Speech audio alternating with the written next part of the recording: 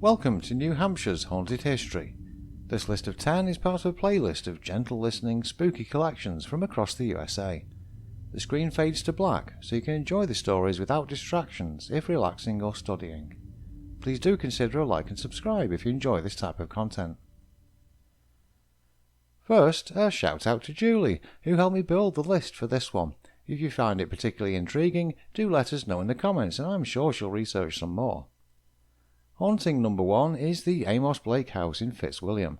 Built in 1837, this perfectly preserved house sports 11 different spirits and a ghostly cat. With antique furnishings and objects, it may be wondered if some of those have attached spirits. The curator, Terry Harlow, has some interesting tales. Once she was cleaning the floor in the front parlour when she saw a cat. It was twitching its tail and she went to pet it. The cat vanished before her eyes. Another time she was on the second floor and had arranged some children's toys on a mantel above a fireplace. She came back to the room a few hours later to find them on the floor, 6 feet away. Linking to the cat, a catnip toy has also been discovered in various parts of the house, as though the cat has been playing with it. EVPs of ghostly voices have been recorded and shadow people have also been seen. And number 2 is a legend about a famous witch from Hampton Beach called Goody Cole. The first Hampton settlers of 1638 built a log meeting house, and near that spot the witch was buried soon afterwards in a ditch. She had a stake through her heart and a horseshoe on top of it to ward off the devil. It would seem that some charges against her of being a witch were about as odd as those detailed by the Salem witch trials some years later. She did, however, apparently curse the cows owned by a neighbour, and they all died shortly afterwards. She also allegedly swapped someone's child for a witch child, but the mother of the child eventually realised nothing had happened, nothing was wrong, but not before Goody Cole was to have been hanged. Plenty of books have been written about her, yet we have to wonder, was Goody Cole a witch or simply misunderstood, the victim of people pointing fingers, as so many others were in colonial America? Third on our list is the Omni-Mount Washington Resort in Bretton Woods.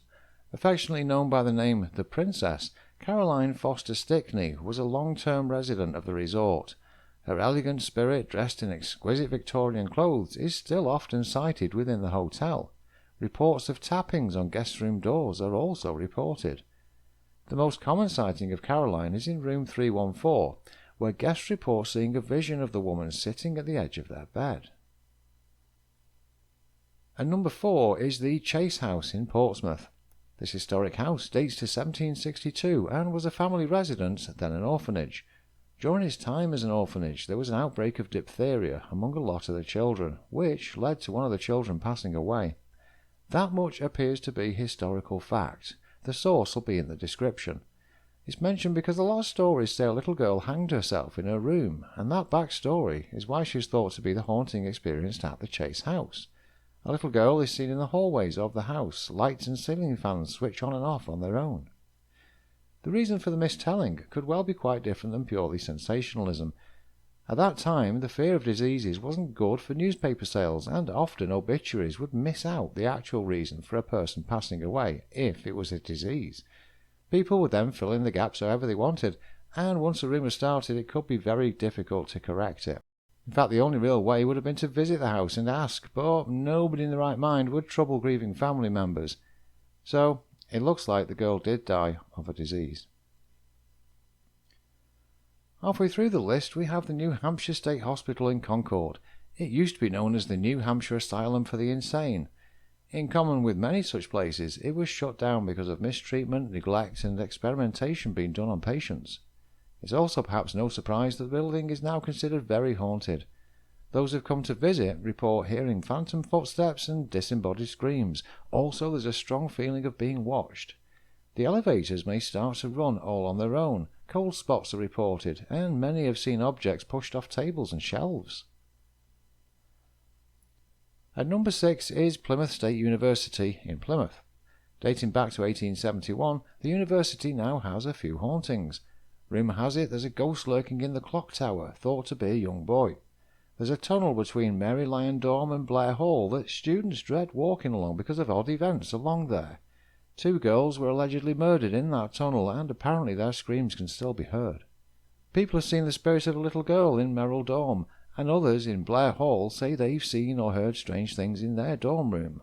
Almost every dorm at Plymouth State seems to have a ghost story, with students sharing tales of creepy sounds, flickering lights, unsettling cold spots, and spectral figures. At spot number 7 is Woodland Cemetery in Keene. The centre of this haunting is said to be the Summer Night Chapel. That's where people have reported the spirit of a little girl, who will peer out from behind trees and buildings, giggle, or even follow you around. Legend says that if you curse in front of the chapel, her ghost will make sure you don't do it again. She'll wash your mouth out with soap, or at least you'll have the faint taste of soap on your tongue. There's also the rumour of an extremely unhappy spirit near the chapel which can be very malevolent. Shadowy figures have been seen and footsteps can be heard in multiple areas. And number 8 is Portsmouth Lighthouse in Newcastle. From 1874 until 1909, 35 years later, the lighthouse was run by Joshua Card. In all that time, Keeper Card only failed to light the lighthouse 11 times. His ghost is who is said to haunt the lighthouse. Stories of his haunting include personnel stationed at the nearby Coast Guard building who saw a shadowy figure roaming the grounds at night. There's a report from one of the caretakers who was painting the lantern room and heard a voice say, "How are you doing?" When the caretaker yelled down to see who it was, there was no one around. One event occurred when a woman visiting the lighthouse reported seeing a figure in broad daylight standing on the wooden walkway in front of the lighthouse. He was wearing an old-fashioned keeper's uniform. She thought, "Wow, a guy is giving tours in costume." Then she said he just vanished.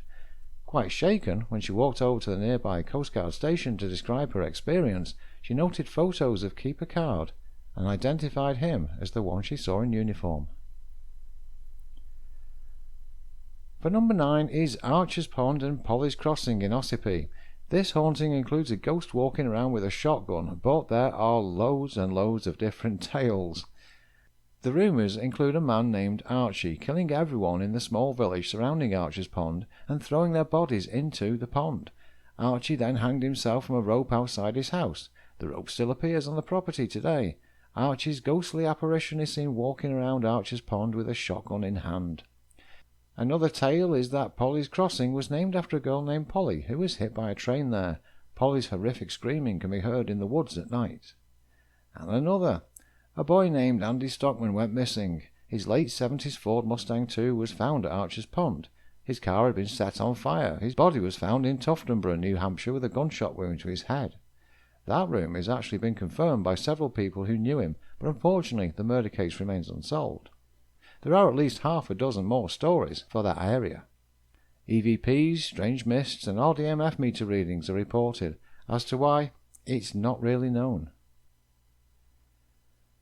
Finally, the Wyndham Restaurant in Wyndham. The restaurant is set inside an 1812 colonial-style farmhouse and still features furnishings like the original fireplaces. The abundance of spooky phenomena over the years includes a row of Christmas packages which were somehow stacked horizontally in mid-air over the staircase, and then full place settings vanishing from tables. The ghosts of the restaurant seem to be mischievous but not malevolent. Another example is of customers reporting full glasses sliding across a level table. There seem to be 3 spirits there. One, Jacob, is known as the man in the blue suit. He once lived in the home and suffered a fatal heart attack that sent him careening down the steep front staircase. There's a spirit of a little boy called William, who was recorded on an audio recorder telling of being struck by a horse-drawn carriage and carried into the house where he died. There's also a nameless little girl there too. Jacob, William and the little girl are so intriguing that the restaurant hosts a popular series of Dining with the Dead evenings, where a presentation is offered with a meal.